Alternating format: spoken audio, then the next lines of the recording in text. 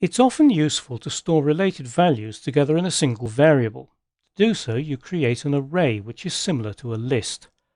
Let's indulge my passion for Hitchhiker's Guide to the Galaxy and create an array for some of the main characters. You store an array in an ordinary variable,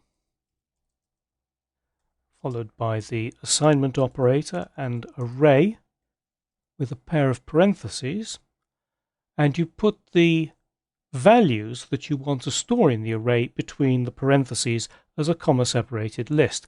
I'm going to store strings, so in quotes, Arthur Dent, and the commas go outside of the quotes.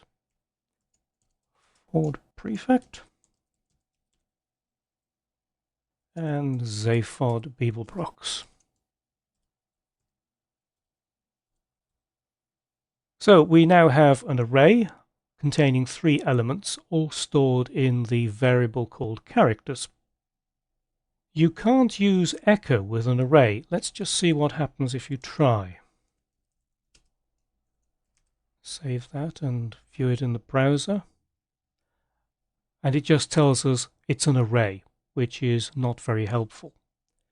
The way that you inspect the contents of an array is to use a PHP function called printr. Let's just comment that out.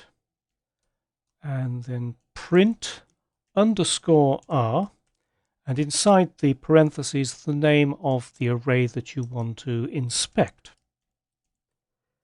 So if we refresh the browser, here we've got the array elements, and each one has a number which is called its index. So 0 is Arthur Dent, 1 is Ford Prefect, and 2 is Zaphod Beeblebrox. It's important to note that arrays in PHP and in many other programming languages begin from the index 0. To access an array element, you add the array index inside a pair of square brackets after the variable name. So if we want to display the second element in the array, we'll use echo, then the array name, and the array index goes inside the square brackets. So for the second array element, the index is 1.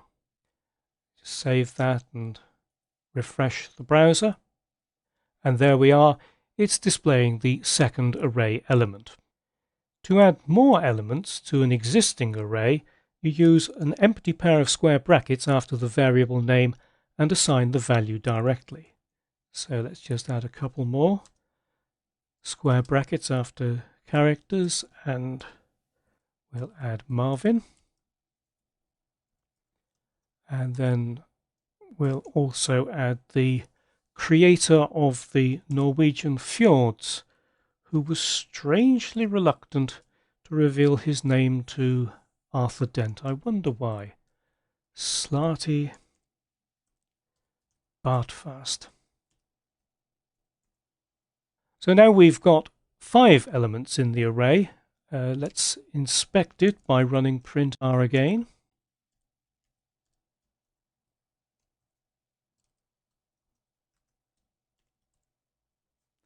Comment that out, save it.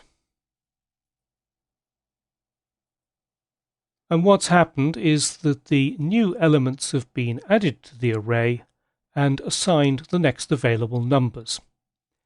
Because each number is known as the index, this type of array is normally known as an indexed array.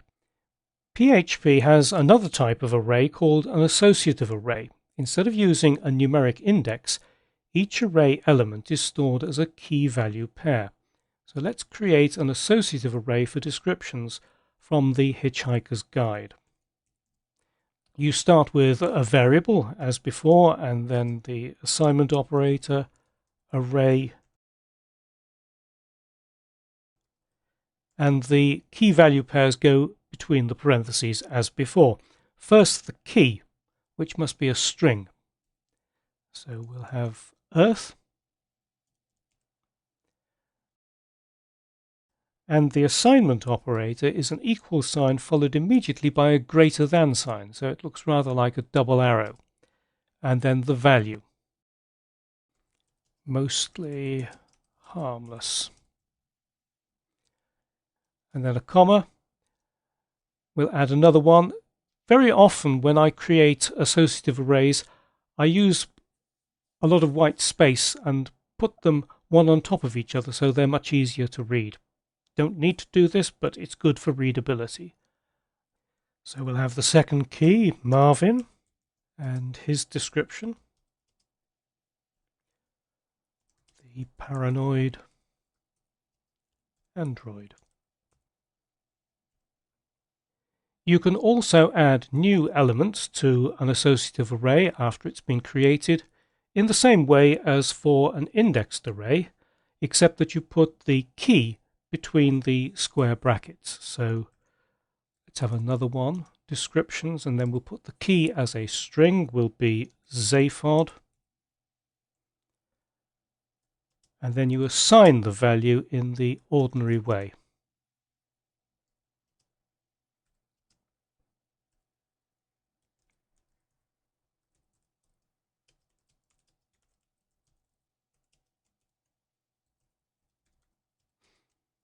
It's important to note that you can't use an associative array element directly inside a double-quoted string. Let's just see what happens if I try to do that. So, echo Earth is described as, and then descriptions, and the key is Earth, closing quote, and semicolon. You can see that my script editor is signaling that there's a syntax error, but I want to show you what will happen if you try to load this into a browser. So I'll just save that, refresh the browser, and we've got this long and complicated message, error message, which tells us that, oh, you can't do that. So how do you get around this? Well, the simple answer is that you wrap the associative array element in a pair of curly braces. As soon as I do that, the syntax error goes away. And let's just comment out this prinr line here, save and refresh the browser. And now we know that Earth is described as mostly harmless. Arrays are an important part of PHP and you'll use them a lot. In this lesson you learned how to create both indexed and associative arrays and inspect their contents with prinr. Indexed arrays use numbers to identify each array element, and it's important to remember that the numbers begin at 0.